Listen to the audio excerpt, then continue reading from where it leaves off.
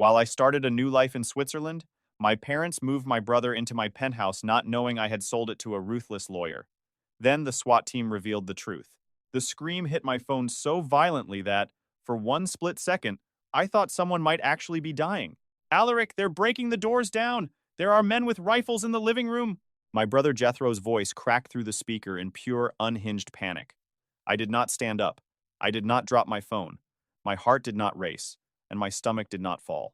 I simply sat at a quiet cafe in the center of Zurich, lifted my espresso, and watched heavy snow drift over the cobblestone street outside. I was frozen, but not from fear. I was frozen by recognition. I knew exactly what Jethro had done. More importantly, I knew exactly who had helped him do it. Alaric, are you listening to me? He shouted. I said armed police are here. They have laser sights on my chest. Call the building manager and tell him to call them off. Tell them I'm your brother. He was hyperventilating, yet he still sounded certain that I would stop everything, reach across an ocean, and rescue him from the consequences of his own choices. That had always been my role in our family. I fixed the disaster. I absorbed the cost. I protected Jethro. But sitting in that Swiss cafe, I realized his panic no longer had any power over me. Who gave you the physical key, Jethro? I asked.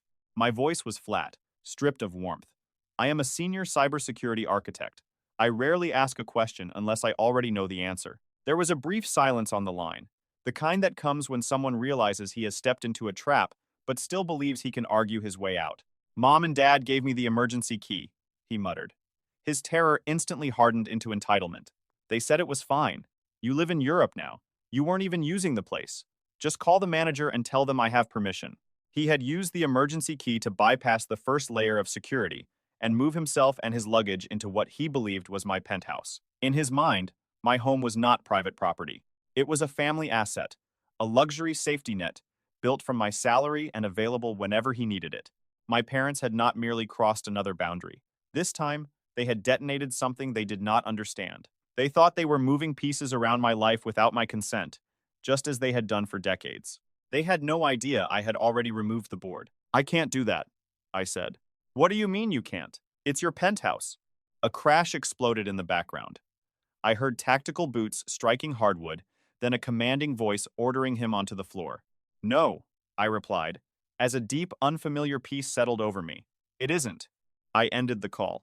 What Jethro did not know was that the penthouse where he was now being handcuffed had not belonged to me for exactly 28 days. I had sold it to a ruthless commercial real estate lawyer and given the new owner full access to the security system. My family thought they were stealing space from the dependable son, who always forgave them.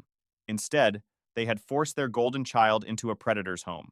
To understand why I allowed my own brother to walk into a felony charge, you have to understand the source code of my childhood. When people ask where I am from, I usually say Chicago. The more honest answer is that I grew up inside a machine designed to extract resources from one son to guarantee the comfort of the other. My parents, Silas and Beatrix, ran our family like a corrupt corporation. Jethro was the visionary, the golden investment, the fragile genius who supposedly needed only a little more time and money before he finally bloomed. I was the infrastructure. Quiet, strong, reliable, and expected to keep everything functioning without asking for recognition.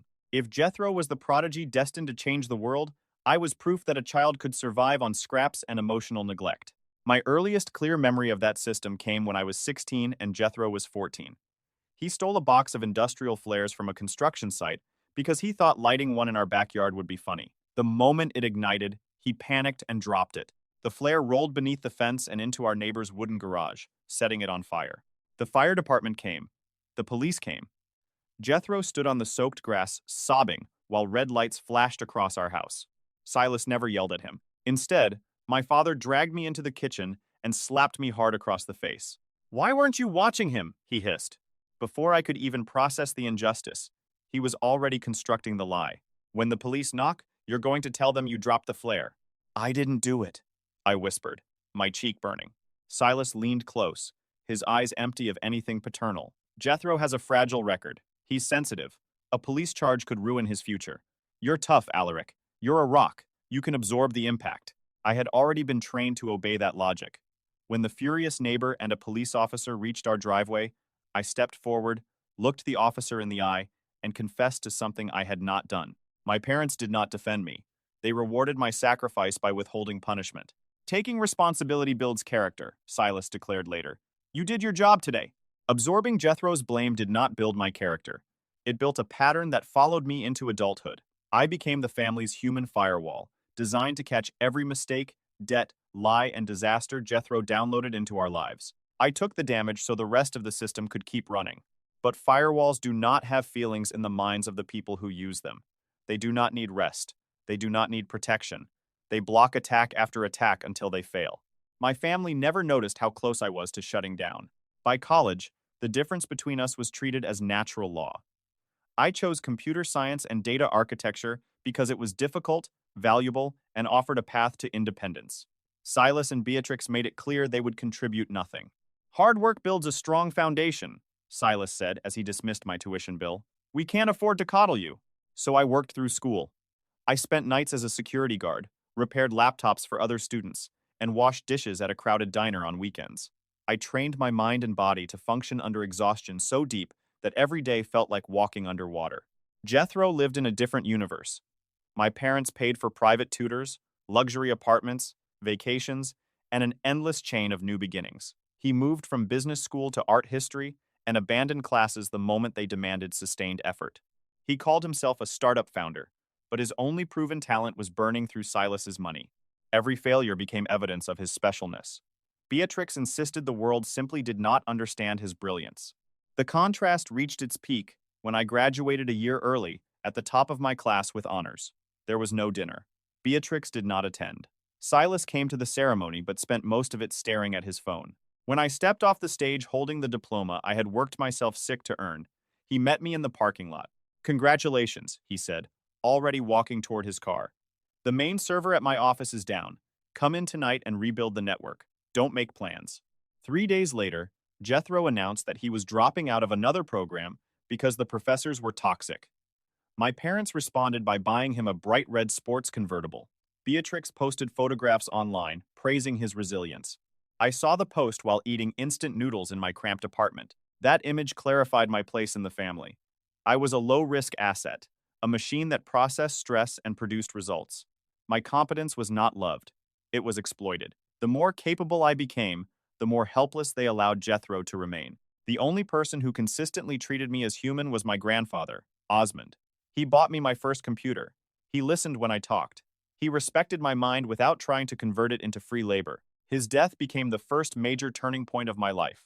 He died quietly during a brutal winter storm.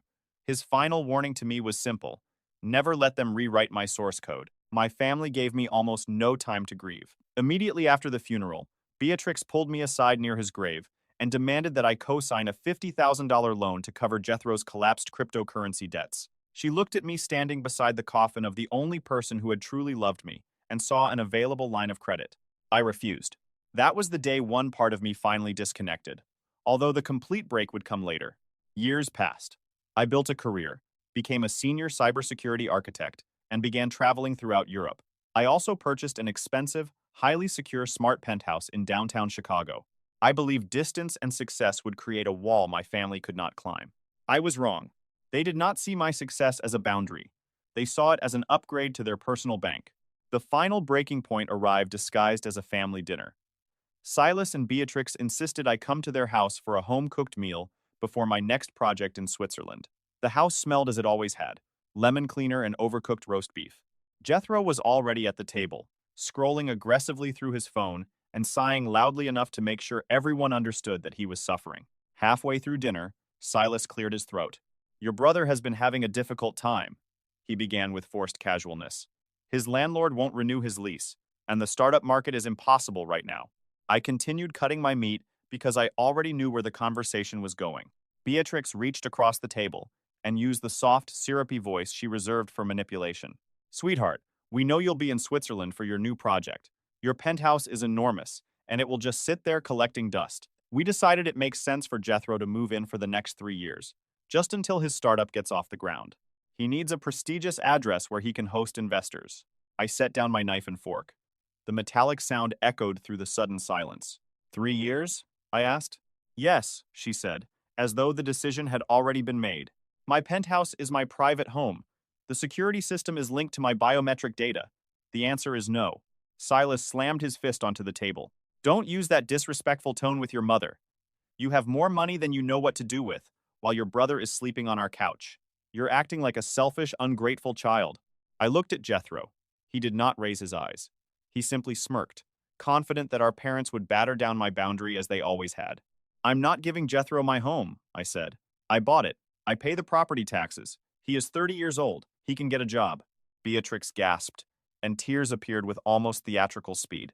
It's empty space, Alaric. You're choosing drywall over your own flesh and blood. How can you be so heartless? I stood and walked out without another word. Within 10 minutes, my phone began filling with messages from my Aunt Cressida, calling me arrogant, cruel, and a sociopathic robot. For most of my life, language like that would have triggered guilt.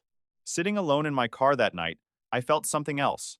A clean, frightening, beautiful emptiness. They saw me as a server built to host their corrupted data. It was time for a complete system wipe. When I returned to my penthouse, I walked past the windows overlooking the Chicago skyline and went straight to my home office. I did not turn on the television or pour a drink.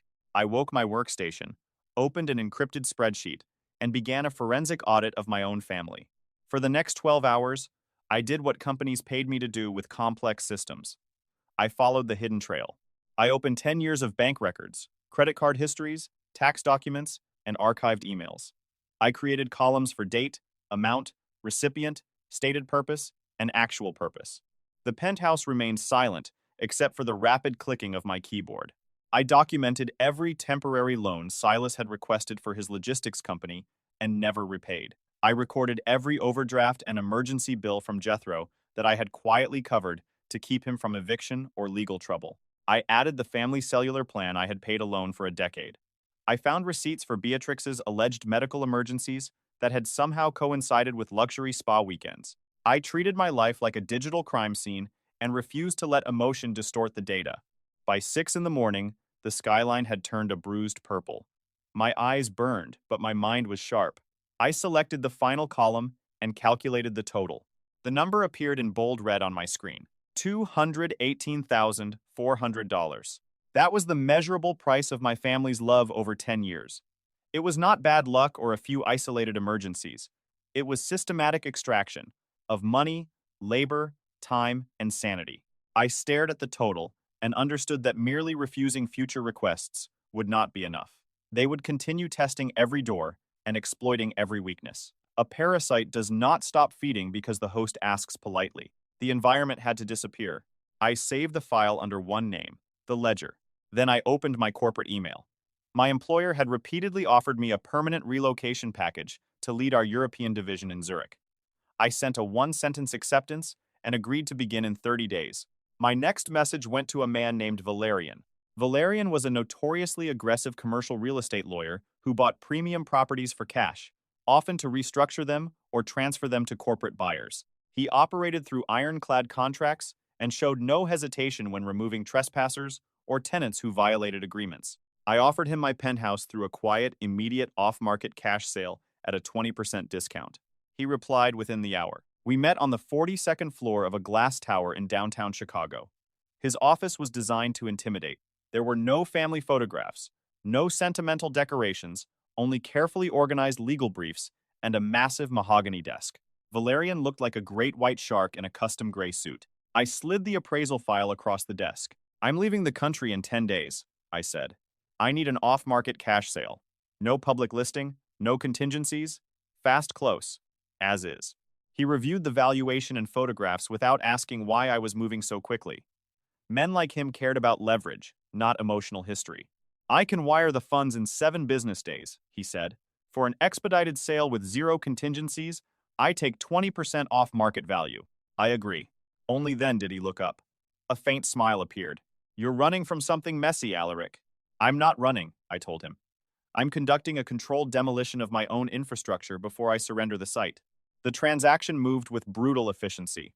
Within 7 days, the funds reached my accounts and the deed transferred legally to Valerian. I negotiated a brief leaseback that allowed my furniture to remain until my flight. To anyone watching from outside, nothing appeared different. The lights still came on, the automated blinds opened and closed on schedule, but the property was no longer mine. During my final evenings in Chicago, I dismantled the invisible financial network, keeping my family comfortable. I canceled every automatic transfer, severed the shared cellular plan, removed backup funding from accounts tied to Jethro, and closed every path they had used to reach my money. Then I completed the most important technical step. The penthouse contained high-definition security cameras, biometric access controls, and cloud-based monitoring. I transferred permanent administrative access to Valerian and sent him an unalterable link to the interior feeds and secondary retinal scanners. The property is officially yours, I wrote. You now have real-time access to all security systems. If anyone enters after my departure, prosecute to the fullest extent of the law. I will not intervene. I did not plant false evidence or lure anyone with a promise. I packed my belongings, left the old emergency key exactly where I knew Beatrix had kept it in her kitchen drawer, and boarded my flight. All I did was step out of the way and allow them to act on their belief that anything belonging to me also belonged to them. 5 days after arriving in Zurich, I received final confirmation that I had made the right decision. I was in temporary corporate housing, reviewing international tax documents, when a red banking alert appeared. A charge for $4,200 had cleared on a secondary credit card at a luxury casino resort on the Las Vegas Strip. I felt no explosive rage. An icy focus settled over me. I logged into the account. Jethro had not taken the physical card. He had used card details saved on his laptop from 3 years earlier when I had paid for emergency dental treatment. He had booked a VIP weekend to impress his so-called startup friends. He did it because he did not believe there was any meaningful separation between my money and his desires. I called Beatrix. She answered brightly. Alaric, honey, we were just talking about you. Your father wants to know whether you can repair his email server remotely. Jethro charged more than $4,000 to my card for a Las Vegas vacation. A small pause followed, just long enough for her defenses to activate. Oh, sweetheart, don't be dramatic, she sighed. You know your brother has been struggling with depression. His investors backed out, and he needed a break to clear his head. He stole my financial information. He committed fraud. He borrowed it, she snapped. He said he would repay you after his next funding round. You earn hundreds of thousands of dollars. You can afford it. Why do you always make everything so difficult for this family? She was defending a felony while casting me as the aggressor. I see, I said. Let it go, Alaric. Don't destroy the family's peace over a few pennies. We're moving his things into your penthouse tomorrow, so he has somewhere to stay when he gets back. I'm not destroying anything, I replied. I'm gathering data. I ended the call, reported the casino charge as fraud, initiated a corporate chargeback, and canceled the card permanently. I knew what would follow. Jethro would try to check out of his suite. The payment would fail. Hotel security would detain him, and he would call Silas for rescue. The sudden financial pressure would push my parents to accelerate their plan to place him in my former home. They would walk toward Valerian's property, carrying a stolen key and absolute confidence. Everything happened as expected. Silas had to drain his company's emergency payroll reserve to extract Jethro from the casino's legal threats. Humiliated, broke, and desperate, Jethro returned to Chicago under Beatrix's instruction to hide in my penthouse until the situation settled. They believed I was in Switzerland, unaware and still paying the expenses on a home I no longer owned. Later, Valerian sent me the security logs, video records, and police reports. Together, they showed a spectacular sequence of arrogant mistakes. Jethro arrived at the building with 3 large suitcases. He avoided the concierge, Lorcan, by entering through the residential garage. Using the emergency key Beatrix had kept, he unlocked the private elevator leading to the top floor. He stepped out expecting the penthouse door to open for him, but Valerian was obsessed with security. The physical lock was only the first layer. He had installed a military-grade retinal scanner at the main entry panel. Jethro assumed the system was malfunctioning. He entered my old numeric codes repeatedly. When they failed, he became furious. He pulled a heavy fire extinguisher from the hallway cabinet and smashed the biometric panel. That was the fatal mistake. The broken scanner did not trigger a loud alarm. It sent a silent, high-priority distress signal to the building's private security firm and the local police precinct. Lorcan received the alert on his master tablet. He knew the property now belonged to Valerian, who had demanded zero tolerance for unauthorized entry, so he immediately authorized a tactical response. At that exact time, I was sitting in a cafe in Zurich, watching snowfall. My phone began vibrating across the wooden table. Jethro's scream struck my ear. Alaric, they're breaking the doors down! Men with rifles are in the living room! I listened while sipping my espresso. The contrast between the quiet Swiss street outside and the chaos inside Valerian's penthouse felt almost unreal. Jethro begged me to call Lorcan. He begged me to tell the officers that he had permission. Even with rifles pointed at him, he still believed my authority could erase what he had done. When he admitted that our parents had given him the key, I told him the truth. I can't help you, Jethro. It isn't my penthouse. Through the phone, I heard a heavy boot strike the floor and the metallic snap of handcuffs. You are under arrest for felony breaking and entering and destruction of private property, an officer announced. Jethro dropped the phone. Alaric, please! He screamed as they dragged him away. For the first time in my life, the human firewall stayed offline. The damage reached the people who had caused it. 3 weeks passed. I finalized my permanent residency documents in Switzerland and ignored the flood of voicemails, emails, and accusations arriving from Chicago. Jethro spent 2 nights in a holding cell before Silas gathered enough money for bail, but the felony charges remained. Valerian rejected every proposed settlement and demanded the maximum consequences allowed. I eventually had to return to the United States one final time to close my remaining American corporate accounts. Aunt Cressida's daughter worked for the travel agency used by my employer. She illegally accessed my itinerary and gave my family the exact time of my arrival. My plane landed on a foggy Chicago afternoon. I left the secure zone at O'Hare with 1 silver carry-on and saw them waiting near baggage claim.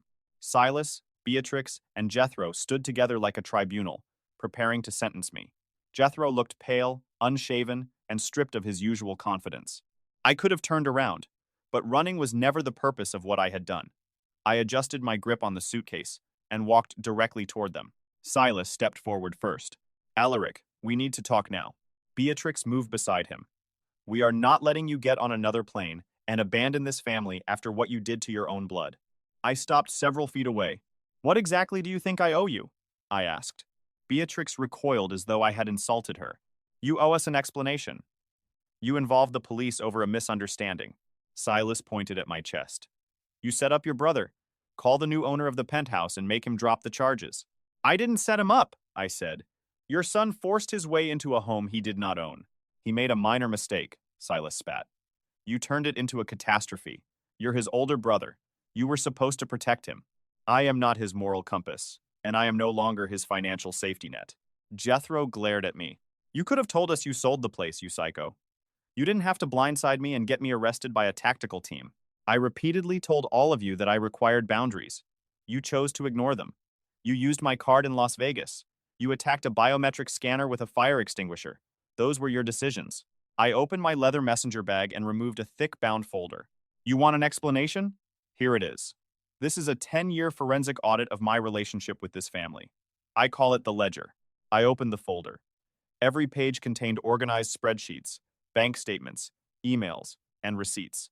I did not shout. I began reading the numbers in a calm voice that carried through the terminal. 3 years ago, $4,000 paid to an auto body shop after Jethro drove drunk and wrapped his car around a light pole. 5 years ago, $18,000 wired to the IRS for your tax penalties, Silas. 7 years ago, $32,000 in rent to prevent Jethro from being evicted from 4 luxury apartments. I closed the folder. The total is $218,400. That is the price of your parenting. I am not the villain. I am the only investor who finally accepted that the company was bankrupt and liquidated his shares. We're your parents, Beatrix whispered, her face losing color. You owe us your life. You treated me like a host, I said. You were parasites. The host has shut down. Before she could summon another performance of tears, a sharp voice cut through the tension behind us. Alaric. I turned. Valerian was approaching through the terminal in a charcoal suit with a leather briefcase. His expression carried mild amusement and total authority. Silas recognized him instantly. His logistics company had spent 6 months competing for a major contract with Valerian's commercial real estate group. My father's anger vanished beneath a false smile. Mr. Valerian, what a surprise. I've left several messages about our supply chain proposal. Valerian raised one hand. Silas, I am not here to speak with you. He turned to me. Alaric, do you have a moment to review the final divestment papers before your flight? We stepped aside, and he opened his briefcase. I brought the finalized police reports and timestamped security logs from the incident at my property, he said loudly enough for my family to hear. Beatrix stared at him. You filed the report against our son? Valerian slowly faced her. Your son forced entry into a secure private residence and destroyed a biometric scanner. Yes, I filed the report. I own the Penthouse, and I am pursuing the breaking and entering charges to the maximum extent permitted. Jethro moved backward behind Silas. My father raised both hands. Mr. Valerian, please. We can resolve this quietly. We'll pay for the damage. This has nothing to do with Alaric, Valerian said. Then he looked at me with genuine professional respect. He handled the sale quietly, legally, and with complete professionalism. He turned back to Silas. As for your logistics proposal, my firm requires partners with impeccable ethical standards. Given the criminal conduct within your immediate family, your bid is rejected. Your company will not receive a contract from my holding group. Silas's shoulders collapsed.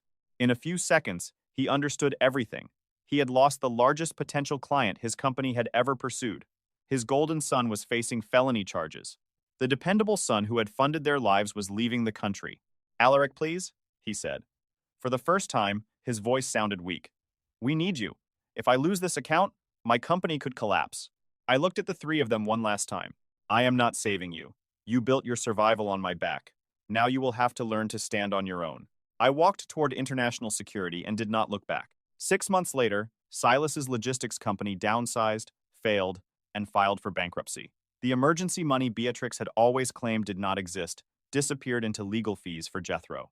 He avoided a long prison sentence through a plea agreement, but he was ordered to pay restitution.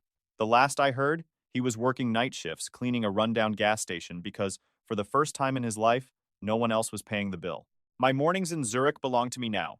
I am no longer infrastructure. I am no longer a shield, a bank account, or a human firewall.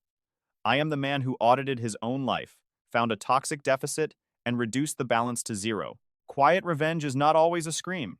Sometimes it is the sound of a door closing firmly behind you, followed by the strength to make sure it stays locked forever.